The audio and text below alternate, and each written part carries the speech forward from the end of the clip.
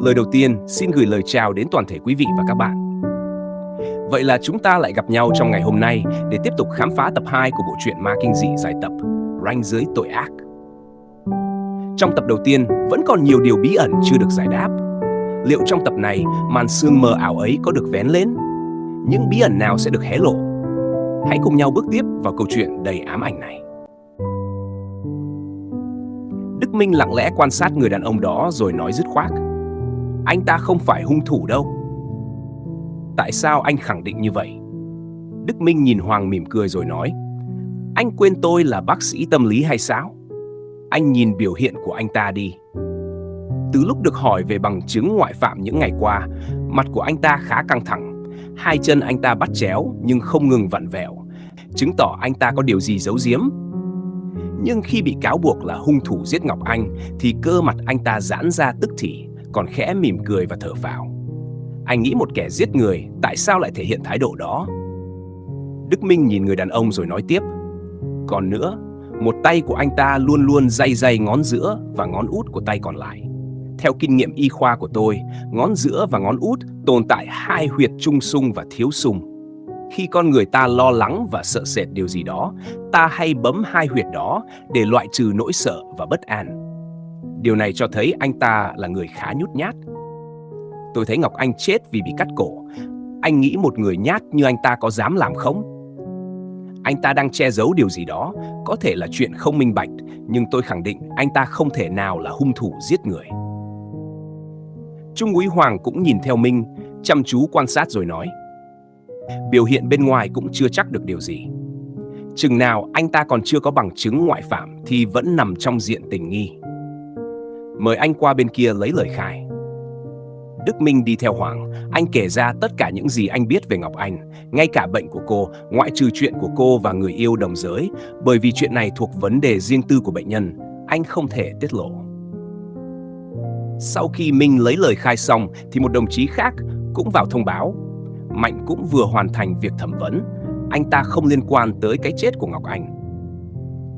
Lý do anh ta quanh co không đưa ra bằng chứng ngoại phạm là vì đêm hôm xảy ra vụ án, Mạnh có tham gia một buổi party ở Club B và có sử dụng thuốc lắc. Anh ta không dám khai vì sợ sẽ bị bắt. Trung úy Hoàng nói chuyển Mạnh sang phòng điều tra về ma túy, có thể anh ta chỉ bị phạt hành chính thôi vì sử dụng thuốc cấm. Ngay khi đồng nghiệp vừa ra ngoài, Trung úy Hoàng nhìn Minh mỉm cười và nói: quan sát tốt đấy, bác sĩ Minh. Anh quá khen. Tôi về được chưa nhỉ? Hoàng gật đầu. Anh có thể về, cảm ơn vì đã hợp tác. Nhưng bất cứ khi nào chúng tôi cần, hoặc anh có nhớ thêm được chuyện gì, anh hãy cung cấp cho chúng tôi để có thể nhanh chóng phá án. Tất nhiên rồi, chào đồng chí, tôi về. Đức Minh đứng dậy bắt tay Hoàng rồi ra về. Lúc xuống chỗ đậu xe, anh có cảm giác có ai theo dõi mình. Nhưng người ra vào bãi giữ xe khá đông, Minh không thể biết là ai. Khi vừa đưa tay vào tay nắm cửa, bất thình lình có ai đó chồm tới chụp lấy tay Minh làm anh giật mình hoảng hốt. Khi định thần lại thì nhận ra đó là người đàn ông tên Mạnh khi nãy. Mạnh vui mừng nói: tôi đợi anh nãy giờ. Anh đợi tôi có việc gì mà tại sao không đứng ngoài cửa mà đi theo tôi tới đây? Định hù chết tôi à?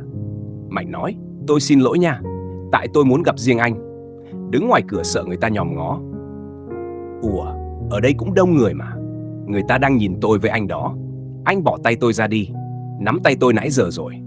Mạnh nhìn xuống rồi gãi đầu cười ngượng. Hì hì, tôi xin lỗi, tôi mời anh ly nước nhé. Tôi có mấy chuyện về Ngọc Anh muốn kể cho anh. Được thôi, chúng ta đi. Đến một quán cà phê gần đó, Đức Minh gọi một ly nước rồi ngồi nhìn Mạnh chờ đợi. Một lúc sau anh ta lên tiếng: cảm ơn anh lúc nãy ở đồn cảnh sát đã giải nguy cho tôi. Anh quả thực là có đôi mắt tinh tường. Anh quá khen rồi. Tôi thấy sao thì nói vậy thôi. Mà lúc nãy anh nói có việc gì liên quan đến Ngọc anh nói đi. Mạnh đưa ly nước lên miệng hút một hơi rồi nói: anh cứ thùng thẳng uống nước đi đã. Sao vội thế? Tôi còn nhiều việc phải làm. Anh không nói thì tôi đi trước nhé. Đức Minh đưa tay định gọi phục vụ tính tiền thì Mạnh vội nắm tay anh ngăn lại. Ê, anh nóng quá vậy, để tôi nói. Minh vội rút tay lại nhìn Mạnh dò xét. Hành động của anh ta sao lạ thế nhỉ? Mạnh uống thêm ngụm nước nữa rồi nói tiếp: tôi tên Mạnh, làm chung với Ngọc Anh. Nhưng tôi với Ngọc Anh chỉ là bạn bè bình thường chứ không phải người yêu. Chị em với nhau tâm sự mua sắm thôi hả? Khoan đã, không phải người yêu sao? Chị em, lẽ nào? Mạnh đưa tay che miệng cười khúc khích rồi gật đầu. Đúng rồi đó, hi hi. Chị em sao yêu nhau được má ơi? Tôi không thích con gái, tôi chỉ thích mấy người đẹp trai như anh thôi à? Trời ơi, người gì đâu mà tay mát lạnh, mềm mại ghê. Mình lau mồ hôi trên trán, miệng cười méo sạch, anh đánh trống lảng. Mà bỏ chuyện đó qua một bên đi. Anh có chuyện gì về Ngọc Anh thì nói cho tôi nghe. À, Ngọc Anh hay tâm sự với tôi là có một kẻ biến thái theo dõi rồi đe dọa. Cô ấy sợ lắm, người đó cứ làm phiền cô ấy suốt ngày. Hết nhắn tin, gọi điện thoại, rồi gửi hoa tới chỗ làm, còn gửi cả thư hăm dọa nữa. Ngọc Anh stress dữ lắm, ảnh hưởng cả công việc. Ngọc Anh tới tìm anh cũng có kể tôi nghe. Mới đây Ngọc Anh còn tới tạm biệt tôi rồi xin nghỉ làm để dọn đồ về nhà. Ai ngờ lại xảy ra chuyện. Tôi nghi ngờ là người yêu cũ của Ngọc Anh đã giết cô ấy. Minh hỏi lại, sao anh lại nghĩ vậy? Vì cách đây khoảng 4-5 ngày, cái người quấy rối Ngọc Anh tìm tới chỗ làm. Ngọc Anh có nhờ tôi đóng giả làm người yêu để đuổi người đó đi. Hắn ta có đe dọa là sẽ giết Ngọc Anh. Đức Minh nghe xong thì gấp gáp nói, anh gặp hắn rồi sao? Anh có nhớ mặt mũi hắn ra sao không? Hắn đội nón đen, mặc áo có mũ trùm lên, lại đeo khẩu trang nên tôi không nhìn rõ. Dáng người nhỏ, không cao lắm, nhưng nghe giọng thì éo lả như đàn bà vậy. Minh thất vọng thở dài. Có lẽ hắn đề phòng nên cố tình che mặt. Vậy làm sao giúp Ngọc Anh được chứ? Ngọc Anh có ở phòng tôi vài ngày. Đồ đạc cũng còn vài thứ, để tôi về soạn xem có tìm thêm được gì không. Tôi chưa muốn báo công an vì chưa có bằng chứng, với lại cũng sợ bị trả thù. Đức Minh nghe vậy thì nheo mắt nhìn Mạnh.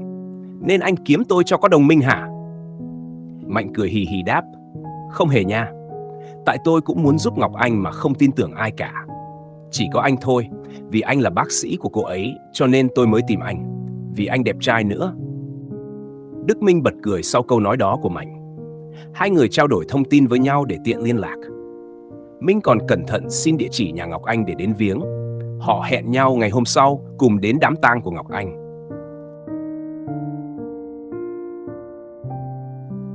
Đêm nay trời đổ mưa tầm tã. Cơn đau đầu lại ập tới với Minh. Anh mở ngăn kéo lấy thuốc uống rồi trùm chăn lại ngủ. Mấy đêm rồi anh không ngủ được nên cơ thể rất mệt mỏi. Nhưng rồi khi chỉ vừa chợp mắt, giấc mơ khủng khiếp lại đến. Minh hoảng sợ trước khung cảnh đầy máu me cùng ánh nhìn phẫn uất của Ngọc Anh hướng về phía mình. Đôi mắt trợn trừng xoáy sâu vào tâm trí anh và đôi môi mấp máy. Tại sao? Minh giật mình ngồi dậy ôm đầu. Tại sao giấc mơ quái quỷ này cứ ám anh mình vậy chứ? Minh nghĩ thầm rồi nhớ lại một hình ảnh vừa xẹt qua. Đó là hình xăm trên tay kẻ sát nhân, một trái tim và khắc tên của hai người hai bên. Minh cố nhớ xem là tên của ai, nhưng đầu anh lại đau như búa bổ. Anh lẩm nhẩm. Ngọc Anh, có phải cô muốn nói với tôi điều gì không? Hãy để tôi tìm ra sự thật giúp cô. Vừa nói xong thì cánh cửa phòng Minh tự dưng mở ra, tiếng bản lề kêu ken két giữa đêm khuya làm Minh sởn gai ốc. Anh nín thở chờ xem chuyện gì xảy ra, nhưng tất cả lại im lặng. Anh bước xuống giường đi ra cửa, thì bỗng có cái gì đó chạy vụt qua phía cửa sổ sau lưng.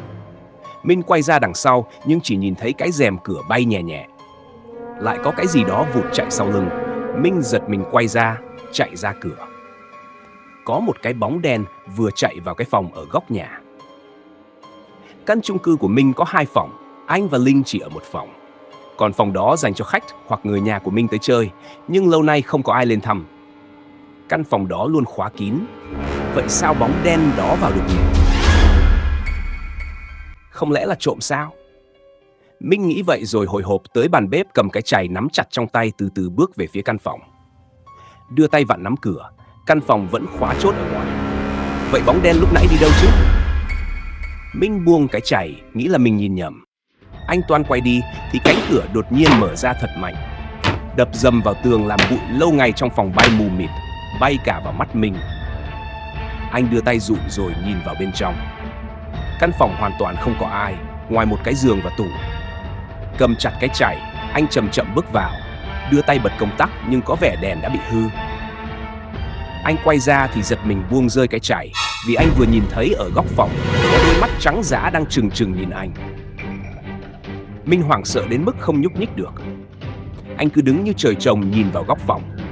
Cái bóng đó từ từ bước ra, ánh sáng từ phòng khách hất vào đủ nhìn thấy bộ quần áo màu trắng thấm đẫm máu, cả gương mặt cũng toàn là máu. Minh nhận ra là Ngọc Anh. Anh cố nói gì đó nhưng không thể mở miệng được.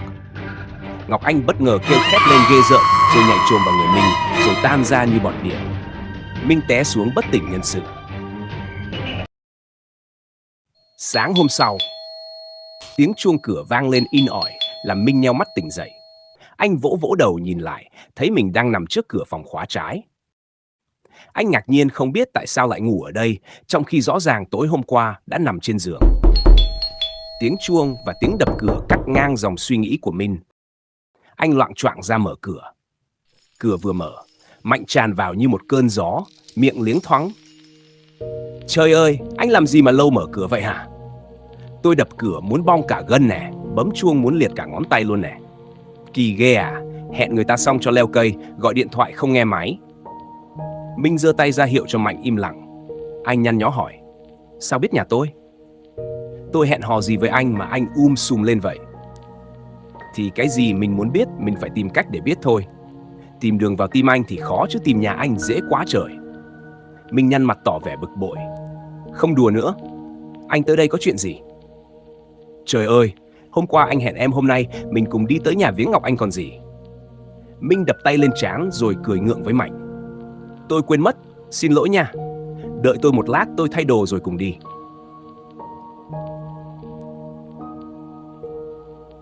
Minh và Mạnh tới nhà Ngọc Anh thì cũng quá trưa. Mọi người cũng viếng xong và ra về. Chỉ còn lác đác vài người, Minh nhận ra Hoàng lẫn trong dòng người đi viếng. Anh gật đầu chào rồi đi vào trong thắp nhang cho Ngọc Anh. Quan tài của Ngọc Anh đặt giữa nhà, xung quanh là những vòng hoa của bạn bè thân quyến. Ba mẹ và em trai nhỏ của Ngọc Anh ngồi lặng lẽ bên cạnh quan tài, mắt sưng mọng vì đau đớn. Đứa em trai mặc bộ đồ xô trắng ngủ gục bên mẹ.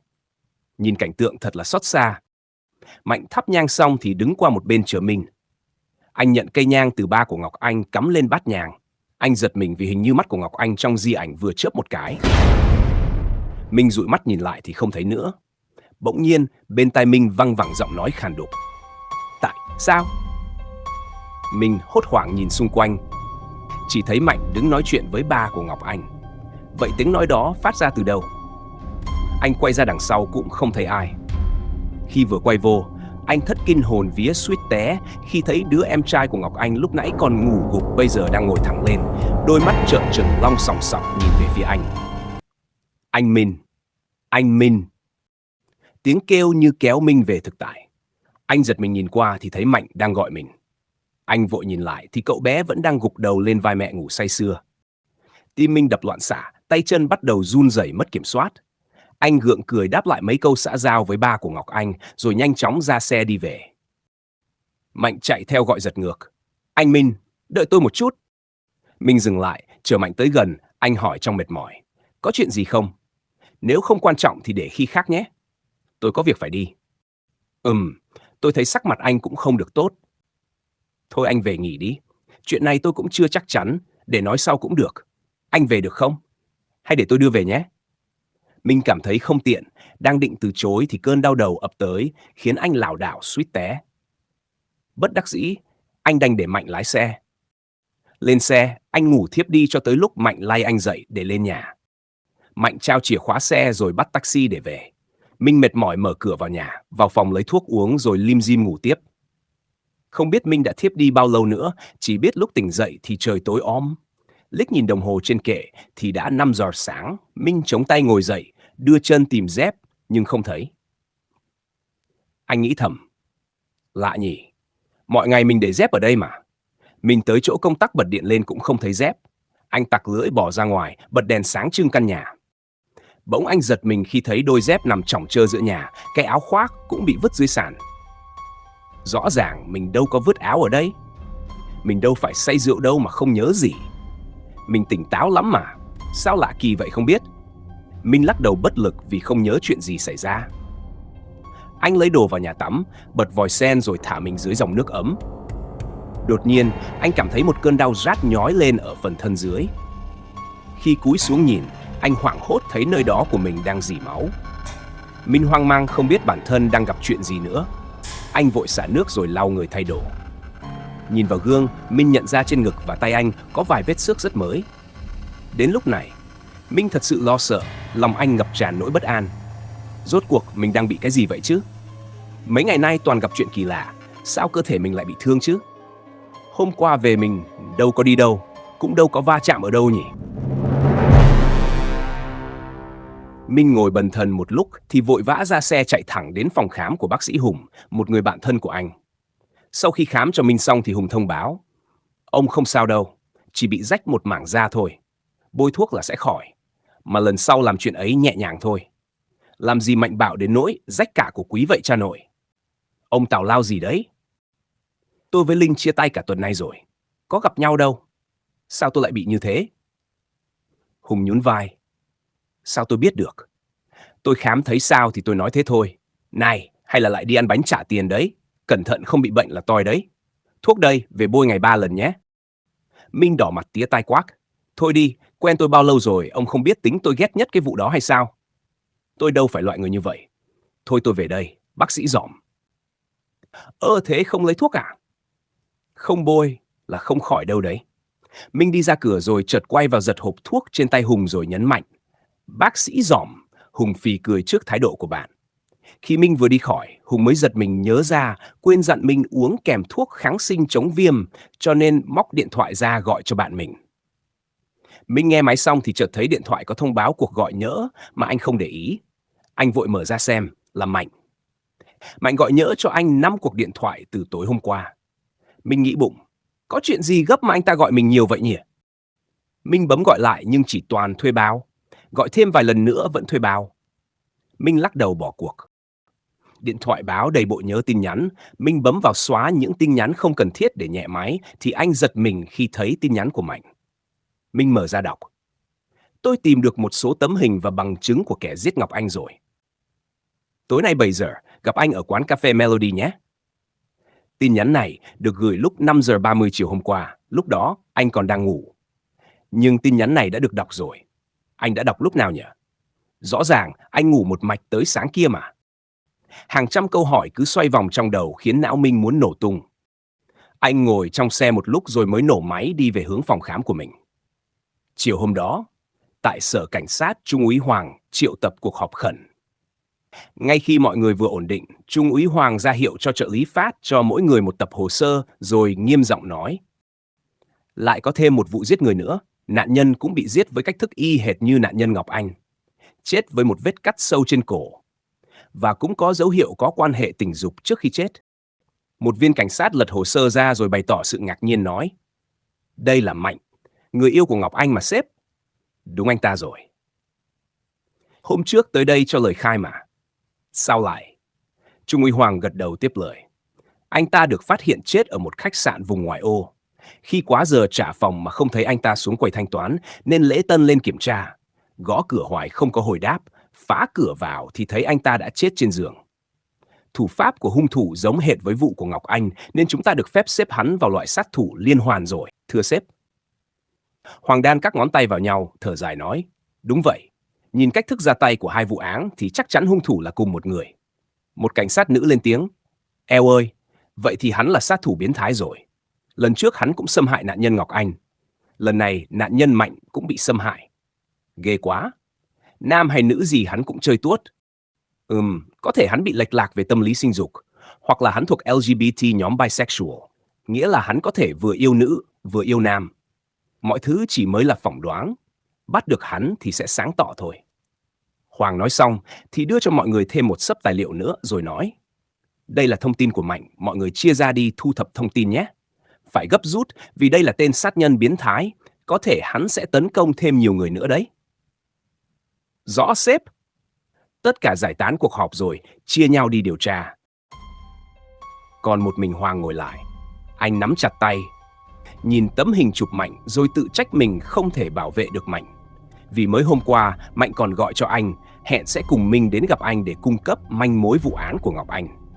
Nếu anh để ý một chút, cho người bảo vệ Mạnh thì có lẽ Mạnh đã không chết. Hoàng đặc biệt chú ý tới Minh. Người đàn ông này không thể nào vô tình liên quan tới cả hai nạn nhân được. Nghĩ vậy, Hoàng vội đứng dậy đi lấy xe và nhắm hướng phòng khám của Minh mà đi. Ngay lúc này, tại phòng khám của Minh, anh đang mệt mỏi sắp xếp lại đống giấy tờ trên bàn. Vừa ngẩng lên thì Minh giật mình khi thấy Mạnh đứng lấp ló sau tấm kính ngoài cửa nhìn vào. Minh vội vàng đứng dậy đi tới, vừa mở cửa vừa nói: "Anh đi đâu mà tôi gọi không được vậy hả?" Nhưng bất ngờ là Minh mở cửa ra lại không thấy ai. Minh nói: "Chào anh Hoàng, anh tới đây có việc gì không?" Hoàng đang đưa mắt nhìn xung quanh, nghe Minh hỏi thì thoáng giật mình. Anh vui vẻ đáp: "À, tôi đi điều tra, sẵn tiện ghé qua đây hỏi anh vài thứ thôi. Anh có nhớ lại hoặc có thêm manh mối gì về vụ án của Ngọc Anh không?" Minh lắc đầu nói: "Ngoài những điều tôi kể với anh ra thì tôi không nhớ thêm được gì. Mà bên anh có điều tra được gì chưa?" Cũng chưa được nhiều lắm." Hoàng nói xong thì đứng dậy đi vòng quanh phòng của Minh, chợt dừng lại trước một cái tủ kính nhỏ. Bên trong có một số đồ vật y khoa. Hoàng quay ra hỏi Minh: "Anh là bác sĩ nha khoa mà cũng có dao mổ sao?" "À không, cái đó là kỷ niệm thôi. Lúc trước tôi có theo học bác sĩ đa khoa, nhưng giữa chừng tôi rẽ sang tâm lý, cho nên tôi giữ lại những thứ ấy để kỷ niệm." Hoàng gật gù ra vẻ hiểu ý. Bác sĩ nào thì cũng giúp người mà. Có ai hại người đâu. Bác sĩ tâm lý còn giúp được nhiều người ấy chứ. Hoàng quay trở lại bàn của Minh rồi nói: "À, bác sĩ Minh này, anh có nhớ Mạnh không? Người lúc trước cùng lấy lời khai với anh ở đồn ấy." "Tôi nhớ. Có chuyện gì với anh ấy sao?" Hoàng lấy trong túi ra một tấm ảnh, chìa ra trước mặt Minh và nói: "Chúng tôi tìm thấy thi thể anh ấy ở một khách sạn nhỏ. Anh ấy chết y hệt như Ngọc Anh." Minh xem xong tấm hình thì mặt mày biến sắc. Anh lắp bắp: Sao lại có thể như thế chứ? Hôm trước ở đám tang Ngọc Anh, tôi nhìn thấy anh và anh ta đi cùng nhau, nhìn có vẻ thân thiết. Gần đây anh có gặp anh ta hoặc thấy anh ta có biểu hiện gì lạ không?"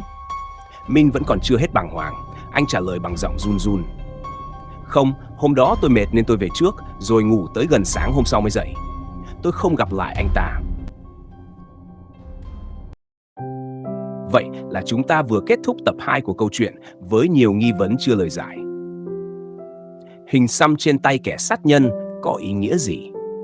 Tên trên hình xăm là của ai? Ngọc Anh muốn nói gì với Đức Minh khi liên tục xuất hiện trong giấc mơ và thực tại? Cậu bé em trai Ngọc Anh thực sự bị chiếm đoạt bởi một linh hồn nào đó, hay chỉ là sự trùng hợp kỳ lạ? Vì sao Đức Minh lại thức dậy trước cửa phòng khóa trái? Ai hoặc cái gì đã đưa anh ra đó? Những vết thương trên người Đức Minh đến từ đâu? Anh đã thực sự làm gì trong đêm mà bản thân không nhớ?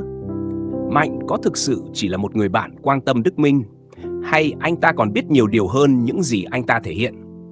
Câu trả lời sẽ có trong những tập tiếp theo, nơi những sự thật ghê rợn dần được hé lộ.